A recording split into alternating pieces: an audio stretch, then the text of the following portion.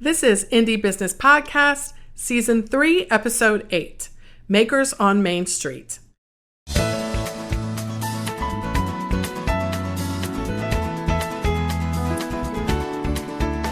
Hello and welcome to this episode of the Indie Business Podcast. I am your host, mentor, and coach, Donna Maria, the founder and CEO at indiebusinessnetwork.com. My goal is to help makers and handmade entrepreneurs build a solid business foundation, increase your income, and use your business to create the life you love. On this episode, I will introduce you to Roberta Perry of Scrubz Natural Skincare in Bethpage, New York.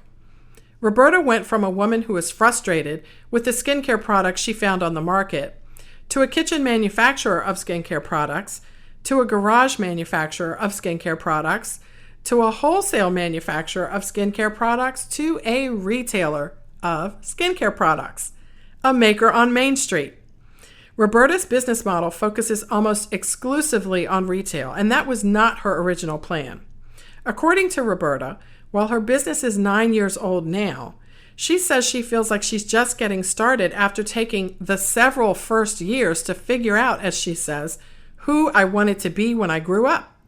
Her story is a great example of following your business where it leads you and building your business to fit your life and what you really love to do.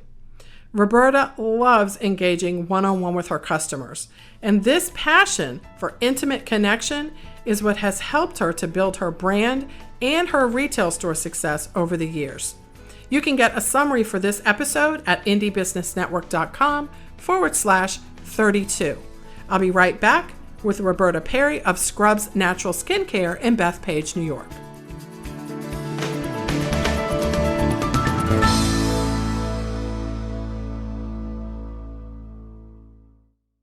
Good morning, Roberta Perry from Scrubz Natural Skincare in Bethpage, New York. Welcome to Indie Business Podcast.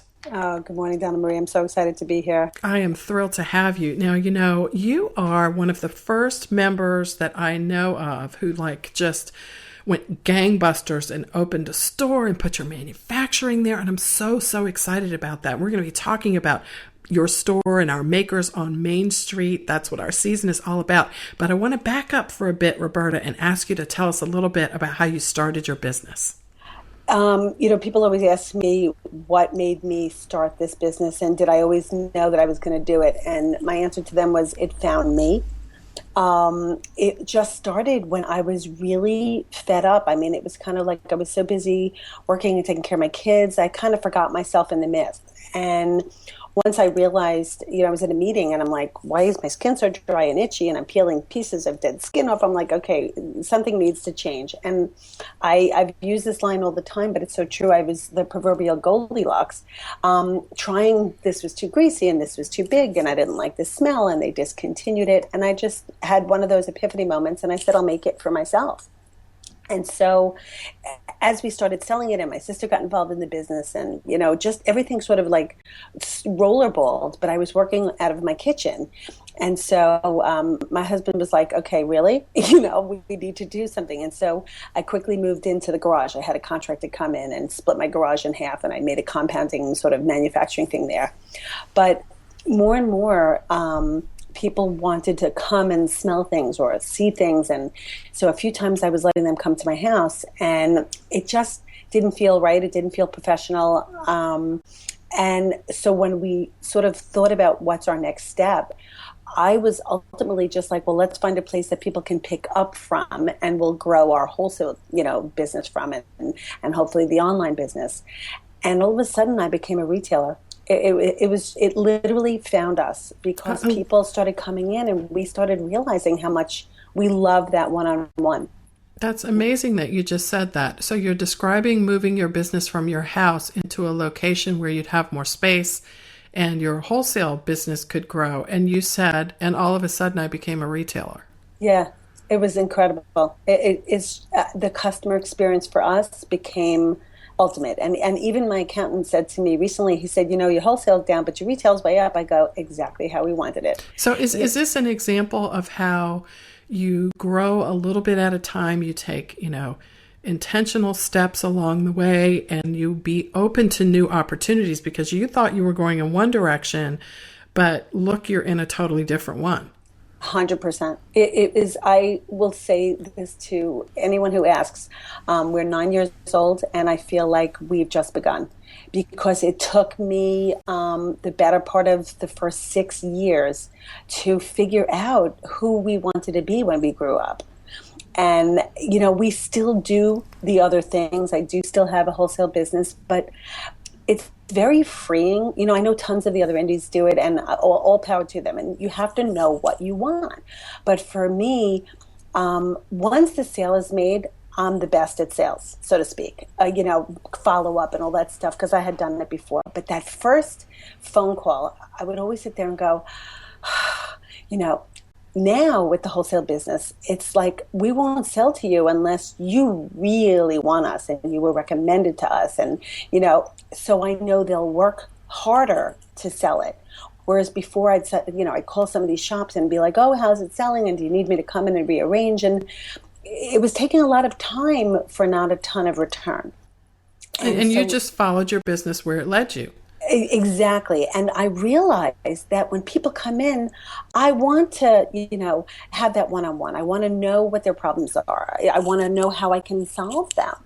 And I found that you don't get that as much in the wholesale aspect of it. When I was doing a demo, at a Whole Foods, I loved talking to customers. Sometimes I would 15 minutes, and all these other people would be walking by, and I'm supposed to be like, hey, you want a demo? And I was having so much fun with the customers standing there that it just, it totally evolved. And when we moved the store, it was purposeful to make it a bigger retail location, and we just got lucky with the space that we found, how it partitioned out. But it found us. And so this is a really good example. Is this a good example, Roberta, of building the business that fits your life? Because 100%. We can all look at other successful business models and say, oh, that looks great, I want to do it. But unless you first look back, as you said, about not just what you want your business to do, but what you want your life to be like, then you really can begin to structure things around that. Right. Agreed. 100%. And so it's interesting. We've said this before in the boards. The biggest competition we have is with ourselves, not with each other. It is. It really is. And you're such a good example of how you can, grow your intention based on where your business leads you. And so, Roberta, what I want you to do is I want you to encourage people who are out there and they just started. Like you said, it took you 6 years to get to this point. And I know everyone's different. It'll take some people longer, some people less. But help us embrace the right kind of mindset to work that hard for that long until we feel like we find our groove. That is such a great point, because I do see some frustration in some of the comments. And I can't speak for anybody except for myself. But you have to go into entrepreneurship, this business, anything like it, with that head on. I will do career days, and probably the single biggest thing I want to leave with them is fail often, fail miserably. You'll never know what your next success will be if you don't. And so I'll say it with this, figure out how much money. I think, let me backtrack, is when I first started this, my husband was like, oh, you sure you want to do this, and X amount of dollars. And I said, if I wanted to go back to school and get my master's in something, we'd find the money for it. This is my school. And so if you kind of have that mindset, well, how much would it cost you to go back to doing something else? That's the investment you're making in your business, even if it starts so small, whether it's cash or partners or time. It's constantly being aware that it's not overnight. Every overnight success had years worth of stuff you did not see. I recognize that more and more now. Some people are lucky and they get a ridiculous amount of money behind them because of someone they know, or some situation, or their home situation, and they're not borrowing it or having to put as much time and sweat equity. But I'm just, the only way you'll ever fail is if you quit. But that doesn't mean if something fails that you shouldn't shift its gear. Mm-hmm. And you are the prime example of that, of how many things, even when I first started with Indy, when you did the podcast from your kitchen and you had highlighted Scrubz. And then I remember you said, no, we're not doing that anymore. And then you had your store and that wasn't your focus and you stopped that.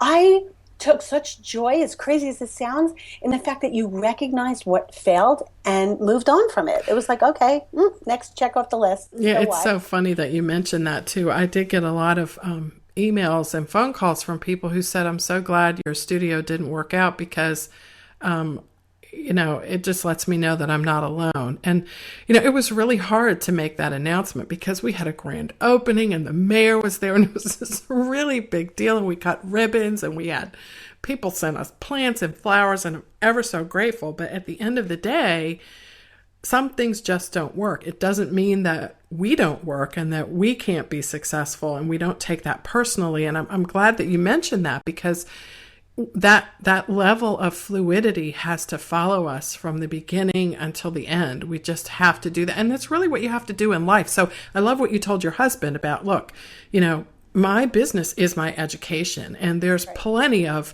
we all know that because we live it, but there's plenty of independent research to show that when you own a business, you develop life skills, you develop business skills, you develop relationship skills, and just about everything you need to create the kind of life that you want. Absolutely. So tell us a little bit about this store. You started at home, you moved to a small store, and then you moved to a bigger store, and you offer massage service. I mean, tell us, give us the picture of what your store is like. When we walk down the street there in Bethpage, what do we see? Well, that sort of ties into what you're saying about making it work. As a walk-in, maybe I'd make it work, but we incorporated other things that fit with our model. I call it such a loose business plan because it was scribbled notes in the back of a notebook. It was never a formal one. And someone said to write it in pencil, because you're going to keep changing it. Yeah. So we were able to incorporate a lot of everything that we wanted and tied it together. So what started with the actual skincare, we got super, super lucky with this space. It was a massage place. So there was this hallway of all these rooms. And what started in our other place where we do ladies' night parties and kid parties where they come in and we teach them a little bit age appropriate about why it's so important to take care of your skin and why skincare is important in general and especially in natural. And then we teach them how to create their own signature scent. So it translated super, super well into what we were doing. And then we took 3 of the massage rooms and we just cut them through and made a party room. We kept the 4th massage room as a massage studio. And so the therapists come in, they're making, I just brought somebody else in. We pay them 70% of what we take in because I'm not in the massage business. I want them to be so happy to bring customers here. We're taking enough to cover a little extra for rent and for insurance, but they have to use our products. So it's another great way for them to bring in people along with, hey, it's hands-on. And I love that you mentioned that too, because we just talked to another one of our members who sells mostly hair care products, and she just opened a section of her facility in her studio and store where people can come in and do hair. And she has a very similar setup to what you just described in terms of the compensation. Because it's such a cohesive fit that even, when I'm advertising or putting it out there and it's like natural skincare and parties, they're like, what? I go, it's a perfect fit. People come in and we're pampering them and they're leaving with a takeaway, an 8-ounce jar or a 16-ounce jar. They're so the parties, they don't have to get favors for the kids because they're making their own favor. So it was a perfect translation, and it's incredible how many customers we have gotten who were a party goer. Kids have been here for Girl Scout parties, and I crack up when the mom's like driving the kid here, not even for herself, to refill the jar that I could see it come in as a decorated jar. And then all of a sudden I'm talking to the mom and I'm giving her a sample of the hand cream, and all of a sudden she's buying more products. So it was a perfect fit. And again, same thing with the therapies, same thing with the wholesale business, which again, we kept it for anyone who wants it. And it definitely, there are days where we're quiet in the store and a nice wholesaler comes in. We're like, yay. So we have 4 pieces that build this sort of proverbial puzzle, and I wouldn't have it any other way. And it's wonderful that you described so many. I don't know, you counted 4. I counted more than that because I'm like, you've got the wholesale, the online retail, the in-store retail, the massage therapy, the Scrubz parties that you mentioned, and what if I'm trying to remember if I've left anything off. That's 5 right there. And retail. We actually sell other people's stuff that we love. Oh, too. okay. And so because it's written in pencil, if I interview you next week, it could be totally different. And that's a really good point to make, actually, because we do have to be prepared for that. I mean, there are several, benchmarks that I see in others' businesses as well as in mine where, I started something and I thought it would be awesome. And the way technology works today, particularly for the part of your business that's online, well, really all of it, if it doesn't work in 3 weeks, you can just unannounce it. It does. We don't offer that anymore. And we're not flip about it, but, we just had to evolve from that because it wasn't working. Yep, absolutely. And we can try so many new and amazing things. And the risk to do that today is not risk-free, but the risk has been significantly reduced because we can buy supplies online. We can join co-ops and get supplies that way.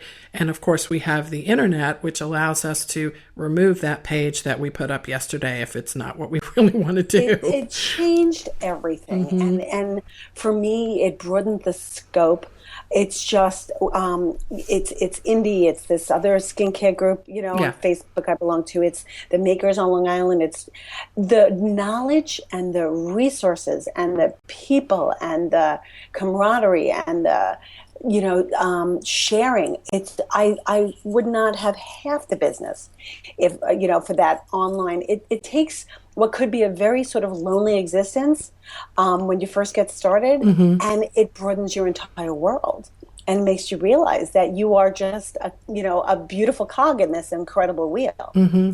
How is your relationship with your local community there? I love the fact that you have a local business and you have a storefront. What can you tell us about how much a part of the community you personally feel, as well as your business and your staff, when you have this retail store that they're located amongst other retailers in your area?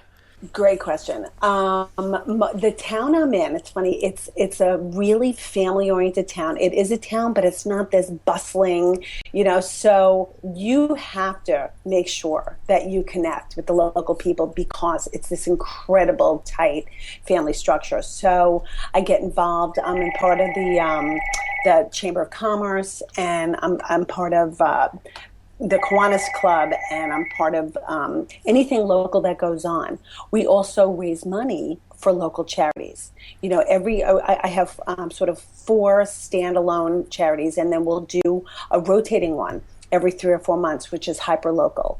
And it's great for us too. It's a wonderful, cost-free, in essence, way of giving back because we basically split it. We keep wholesale, which our business model is good. We make money wholesale, and we give them the difference. So we give them 50% of every sale of every jar, and it doesn't cost us anything to do good. So it's this weekend, in fact, this Friday, and thank you for putting it out there. We host every year. It started in my house because I had so many friends and family members that were survivors. We started doing a fundraiser, and I hooked up with a friend of mine that is a 7-year survivor. We now had this humongous event. We raised almost $25,000 last year, and it's hours and hours and hours and months, really, of work. But at the end of the day, it's not only are we raising crazy amounts of money for research, but we're establishing ourselves in the neighborhood. And there's enough dirty bodies in my neighborhood, so to speak, and in this tiny, area where when they love you, they keep coming back and they bring friends.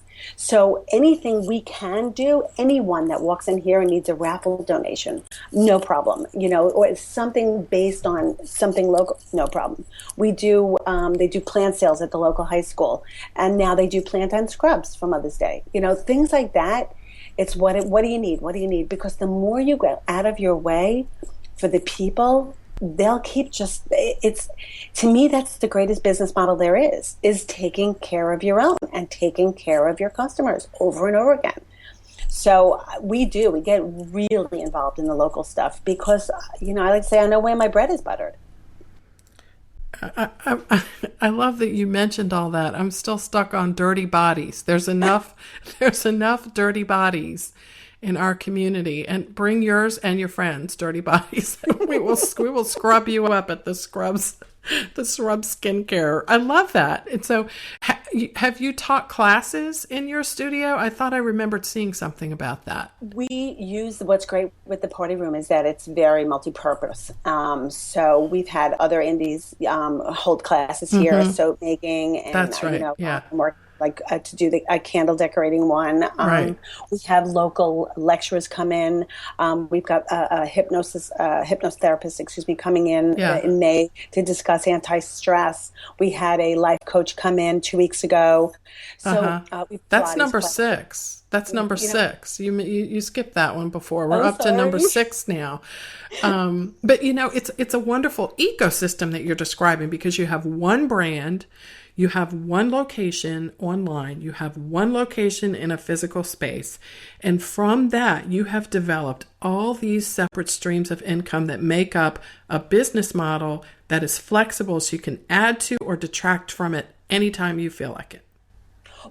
Absolutely. But what's interesting is that, like, the classes we run here, actually, if they're making something and taking it away, there's a fee, but everything else, we try and, at least the lectures, there's not a fee, because, and we'll even run discounts that night. If the whole key is bringing them in the store. Yeah. For me, is if one person buys from you, they're like 50% chance of them buying again for you, versus the cost of acquiring that new customer is so high, but keeping a customer happy, it's so easy. Yeah, it's beautiful to bring them into your store. They know they're coming to a store. They're going to learn something. They're going to meet some new people and network with people in their local community, and they get exposed to your products at the same time. Exactly. And not just your products, but honestly, Roberta, if you're there, they get exposed to you.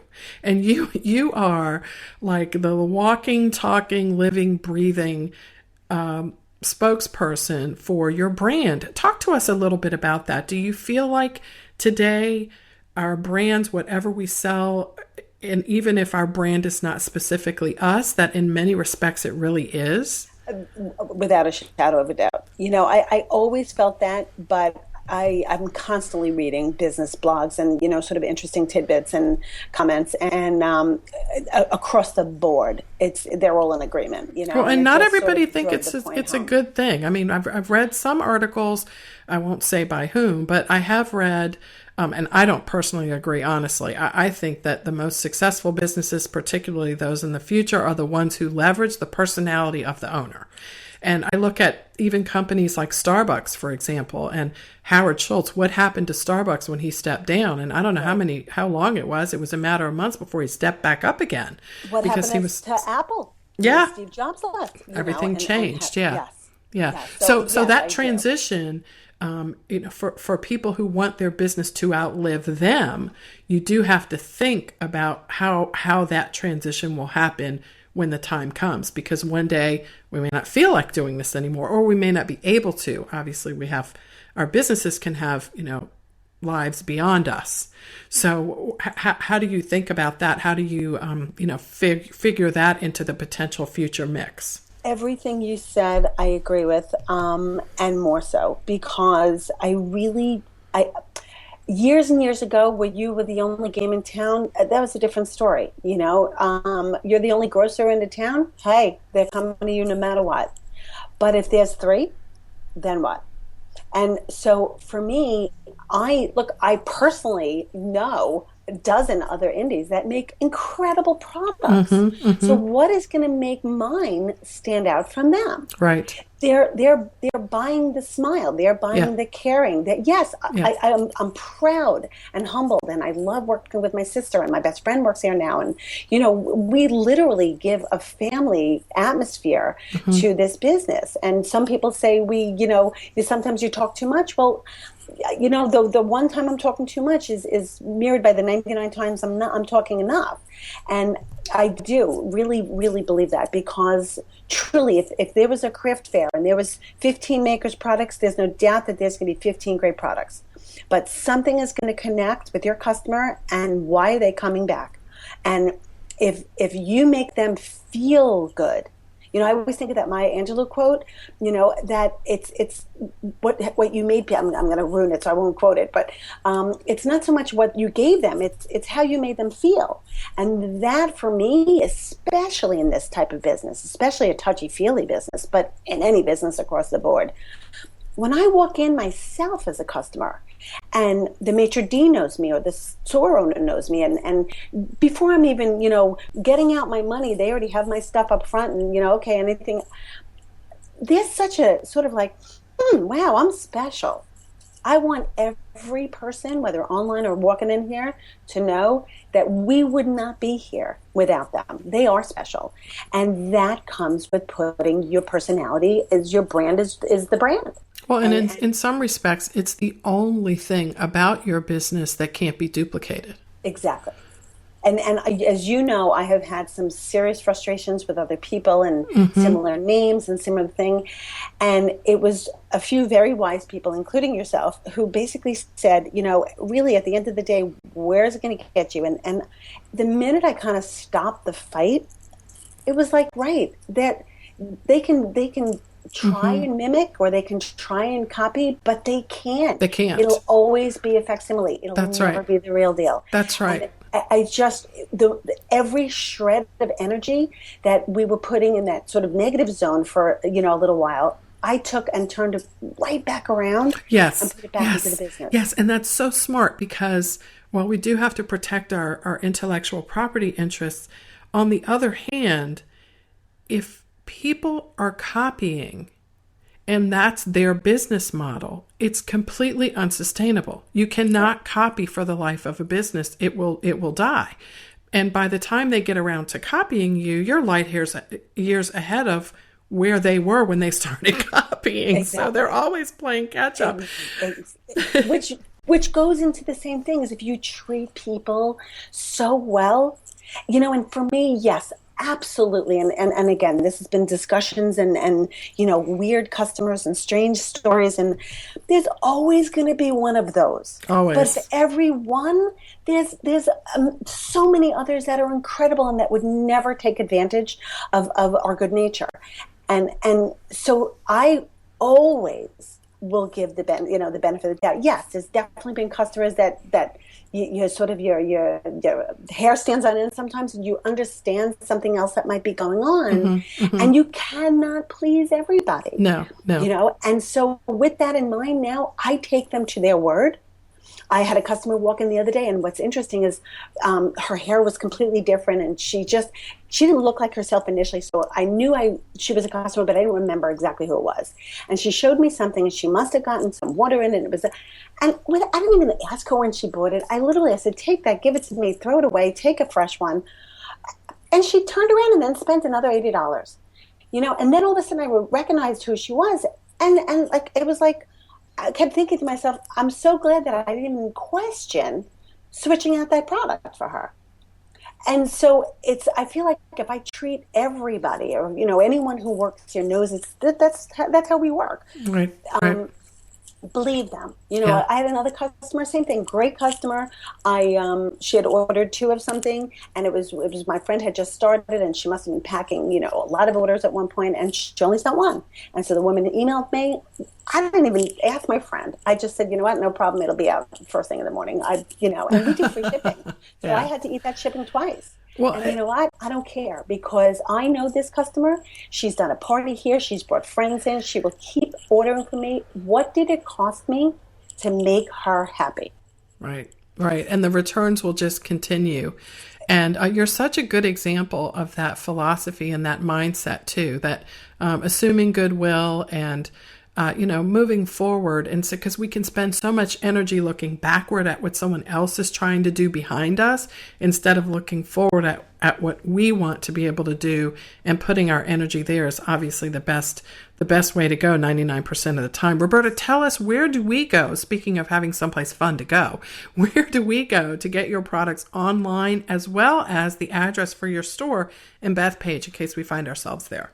That would be great. In Bethpage, it's 328 Broadway. Right in the heart of town, right by the train station, right off the Parkway. So it really is very centrally located, and I absolutely love it. Online, it's scrubzbodyscrub.com. But you can also use Scrubz Body, and the Scrubz has the Z. So SCRUBZBODY, with or without the scrub.com. Excellent. And it's again a continually evolving practice where I'm having someone work on the website now. I'm having new product shots taken. I'm so excited. It's the next phase. Yes. I finally said I can't do it all myself. No. It's always something new. Always something new. So make sure if you're in the Bethpage area, you've got to stop by. I'm telling you, Roberta has the most magnetic personality, and you've got to make that trip. If you can get there when she's there, you will leave a changed person in a good way. So honestly, it's been so great to have you on Indie Business Podcast. Thank you so much for sharing. My pleasure. Bye-bye. Bye.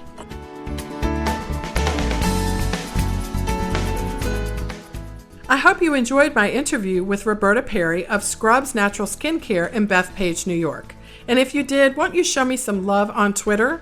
Just go to indiebusinessnetwork.com/love, and you can let your friends know that you enjoy Indie Business Podcast. I really want to make it useful to you. And if I'm successful at that, please let me know by sharing. And if I can improve this podcast in any way, let me know. There's a link at indiebusinessnetwork.com/contact, and you can share what you'd like to see and how I can serve you better. I will see you on the next episode of the Indie Business Podcast. In the meantime, break all the rules, build your own corporate ladder, and create the life you love.